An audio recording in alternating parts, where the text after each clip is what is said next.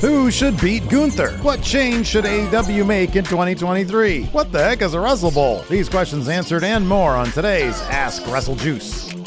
Hey friendo, Steve here. Welcome back to the channel. It's time for another Ask WrestleJuice. You guys left a bunch of great questions. Let's dive right into them. We got one about Gunther, actually two about Gunther. Uncle Drew says, who do you think should dethrone Gunther as Intercontinental Champion?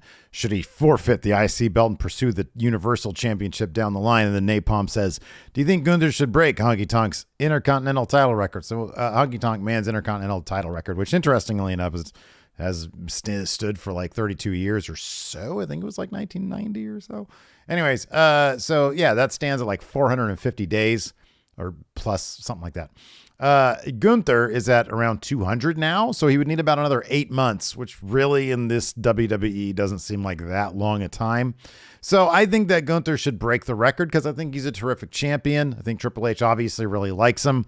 And then I think maybe at SummerSlam, if that lines up in terms of him breaking the record, I say AJ Styles. You move the OC, who's kind of redundant with the Judgment Day. They're kind of similar factions. They've already had their feud. You move the OC over to SmackDown. It is, of course, the house that AJ Styles built.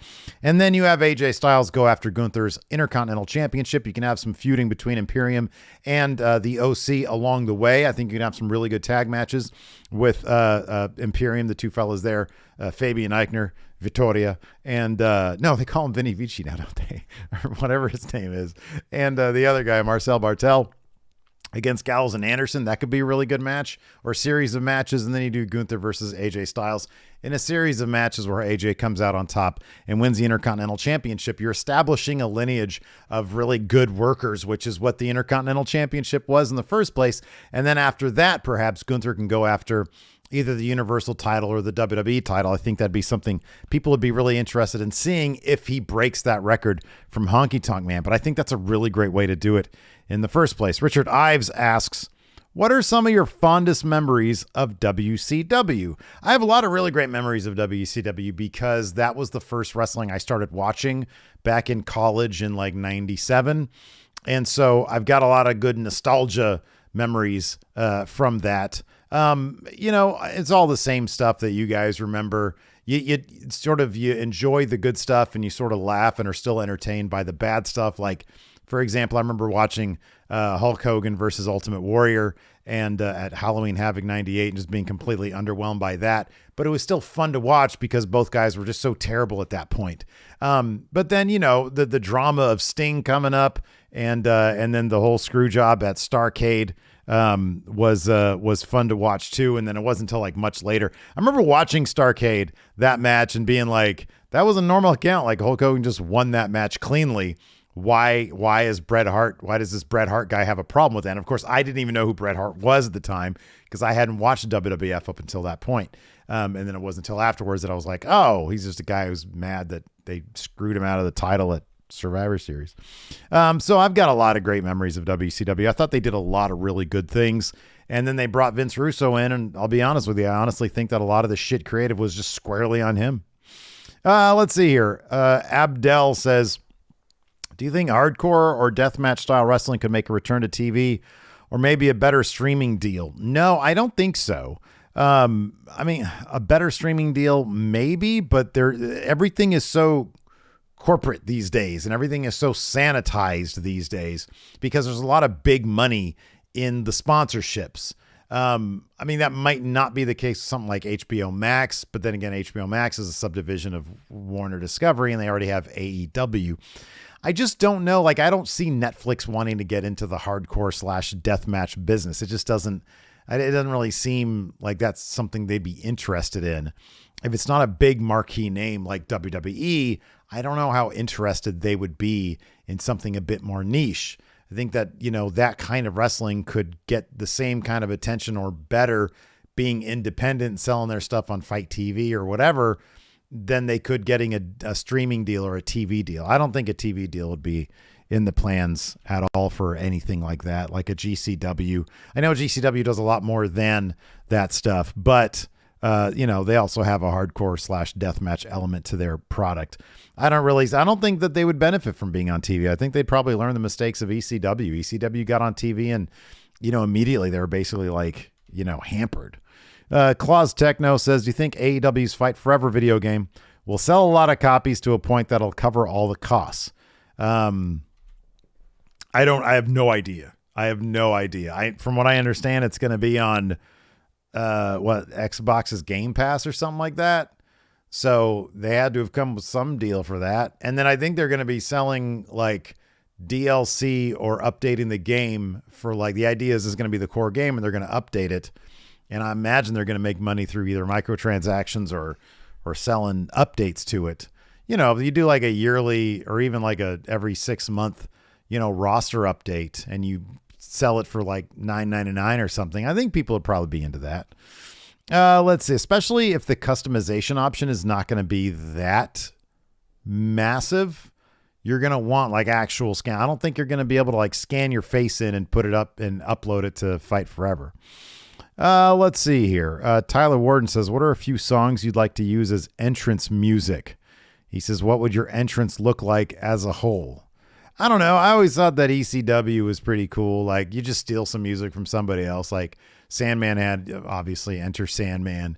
So I don't know. I would use, if I was an ECW, I'd use Alice in Chains' Dem Bones, which just really hits from the very beginning. I think it's a really cool wake up theme song. Like it's really good for run-ins or saves or whatever, but then also like really hits if you're just doing a normal entrance. So yeah, Alice in Chains' Dem Bones. That's what I would use. Irish Insight. Does Omega Ospreay at Wrestle Kingdom have a chance of reigniting mainstream wrestling interest in New Japan? I don't know that it does to the same extent as Omega Okada did back in 2017, because back then, like New Japan just felt really new. It felt really fresh and really interesting, and the matches were all amazing. And now we all know what it is. And you see a lot of the influence of New Japan in AEW. You actually see some of it in WWE as well from time to time.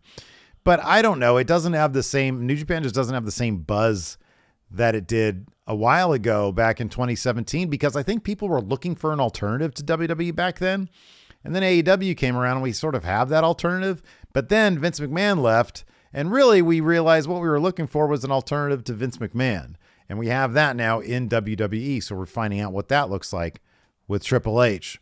So I don't know that it'll have the same ignition as Omega Okada did back in 2017, but I want New Japan to do good, and I'm looking forward to Wrestle Kingdom. Bat Fan says, what do you think of Lesnar versus a Braun Breaker match at WrestleMania? Have Brock beat Braun to win the only championship title he hasn't held, then lose it on the rematch episode of Raw or SmackDown to Braun to I don't think Brock Lesnar is going to have anything to do with Braun Breaker. And I think Braun Breaker is not even close to being fleshed out enough for me to care about that match. So, I mean, you had Braun Breaker losing to Dolph Ziggler. So I don't think that's going to, I don't think that's going to happen. But Brock Lesnar is like a top level guy. So at this point, you're talking about feuds with, I don't know, like Cody Rhodes or Seth Rollins or Bobby. I mean, they're probably going to do another Bobby Lashley match with him. Even like another round with Drew McIntyre, maybe. Braun Breaker needs a lot of development. He's a very one-dimensional character, and it's kind of bizarre because he's shown flashes of what he can be, which is basically a WWE-friendly Scott Steiner. I think that's probably where you want to go with him. Michael Vincent Espinel says, do you think the Hurt Business will reform? I hope so. I think they will, because MVP recently asked Adam Pearce about Bobby Lashley in some way, shape, or form, so I think that's going to happen. And yeah, I hope that gives Shelton and Cedric Alexander a good push. And I think putting Amos with Hurt Business would be a good idea too. John Adams says, what's your personal biggest change you'd like to see to AEW in 2023? A focus on stories. I know Tony Khan recently on the Grapsody podcast said that he enjoyed WCW when it was just random ass matches thrown together. I remember WCW for the stories, when you had, Raven and his flock, and they would, have feuds with, I don't know, like DDP or Chris Benoit or Eddie Guerrero or whatever. I forget exactly what his major feuds were with, like Booker T. I don't know. All those dudes, they had such a great mid-card in WCW. And then they wouldn't let them get past Hogan. So I don't know. I want AEW to focus on stories again, because I think that they were doing pretty well when they were focusing on stories. And they sort of lost their way with that. And it seems like Tony Khan became obsessed with just doing rando-ass matches. But you look at the stuff Jericho's done in AEW, and I kind of like that stuff. I think it's story-based, and that's what keeps people involved in AEW, in wrestling programming, is the stories and the characters. Anthony Tobias says, what rock band would you want to play you out to the ring at WrestleMania? I guess it'd be Alice in Chains, but now, like, they got a new guy instead of, not new, I think they've been doing it for like 10 years, instead of, obviously, because Lane Staley died. Fatal Pharaoh says, what was the crowning achievement that solidified Seth Rollins' spot in the WWE Hall of Fame? And B, he is the greatest cash-in of all time. WrestleMania 31 is amazing. Johnny Burney says, what do you think Wrestle Bowl will be? So apparently AEW trademarked the term Wrestle Bowl. He says, do you think this will be a Dynamite special? 100%. I think it's going to be a Dynamite special. Wrestle Bowl, and there's going to be a title fight, and there's going to be some silly gimmick match. I don't know what it's going to be. I wish they'd bring back the Lethal Lottery, which is where you'd have tag teams, but they're all different people. It's like, oh, no, it's no longer the Acclaimed. It's Max Caster and Darby Allin fighting Sting and Anthony Bowens or whatever. It's like they would draw from a lottery to see who the partner was going to be. I hope that's what Wrestle Bowl is. AJ Forsyth says, do you think we'll see the John Cena WrestleMania 39 match teased on Friday? I want him to, I don't know. Wait, what? Oh, will that match be teased on Friday? I don't know. It's going to be on SmackDown, and Austin Theory's on Raw. That's kind of what I want to see. I want to see Austin Theory versus John Cena. By the way, Triple H needs to really get moving on doing something with Austin Theory. He just holds that U.S. title and doesn't really do a lot with it. I know he turned his back on Seth Rollins last week, but I feel like he needs to be in something. Ethan McHugh says, what's your top matches that need to happen in 2023? Top matches I want to see in 2023 would be Kenny Omega versus Seth Rollins. Is that even possible? When does Kenny Omega's contract expire? That's what I want to see. Shotgun Sean says, as soon as Cody comes back, should he really start having matches with Seth again, despite Cody having beaten him 3-0 already? No, he shouldn't. Keep him away from Seth Rollins. Keep him away from Seth Rollins. Because, like, you already beat him 3-0. I know that Seth Rollins is the guy that in the end, like, took a sledgehammer to Cody Rhodes or whatever it was. So there's going to be some payback there, but have that payback come a little bit later. I think that Cody Rhodes and Seth Rollins should be shelved for a little while when Cody comes back, simply because Seth is really over now, and you need Cody in a feud with somebody who, you know, like a real bad guy, like a Finn Balor or something like that. You know, people are starting to like the Judgment Day because they're so fun, but you can like both of them if it's that. You don't want to force the crowd to pick if it's Cody or Seth. You don't want them to do that. Plus, Cody already won 3-0. Tristan A says, put on your booking cap. How would you integrate Miro in AEW right now? He'd be the guy to take the All-Atlantic title off of Orange Cassidy. You just squash him, and then he'd be the man. Ad Savage, would you like to see Miro in WWE again? No, I want to see him as the Redeemer in AEW and do cool stuff. I like movies. Says, which one of the following scenarios should happen over the other? Theory beating Cena at WrestleMania or Walter beating Brock Lesnar at WrestleMania? The only one of these that's plausible is Theory beating Cena. I'd be surprised if Gunther beat Brock Lesnar at WrestleMania, but I don't know. Maybe that'll happen. That'd be amazing if he beat Brock Lesnar. I don't know. Do you think Brock would actually sign up for that? You think he'd be cool with that? Brock usually writes his own ticket in WWE. I don't know, man. What do you guys think in the comments? You think Brock Lesnar would do the job to Gunther? Gorgie says, what is the biggest drop ball this year in any promotion? It'd be Tony Khan not properly plotting out CM Punk versus Hangman Page. It's kind of obvious he just told them to go out there and do stuff, but they didn't really want to do stuff together, and so they just did really lame stuff. Tony Khan should have made that like a awesome feud, like a really great feud. Instead, it just was a turd, and then we saw what happened. Serious Nas, who do you think should be the next WWE champion? Who should be the next Universal champion? I think the next Universal champion shouldn't come around until WrestleMania in Philadelphia. That's a year from April. I think Roman Reigns should be sort of forced to separate the WWE title. I think they should just be like, look, we want split brands. You did it. You proved it. All right, you're the GOAT. Now we're going to take this WWE title. You're going to put it over on Raw, and you're going to stay on SmackDown. Tribal Chief's going to be like, hey, fine, whatever. So I think Roman Reigns should keep that championship until some like younger star like, I hate saying his name, but like an Austin Theory. If they're able to build Austin Theory, the next John Cena, whoever the next John Cena is going to be, whether it's Carmelo Hayes, Braun Breaker, Austin Theory, whoever the next big thing is going to be, really focus on building that person up and have that person beat Roman Reigns like in a year and a half. Next WWE Champion, Cody Rhodes.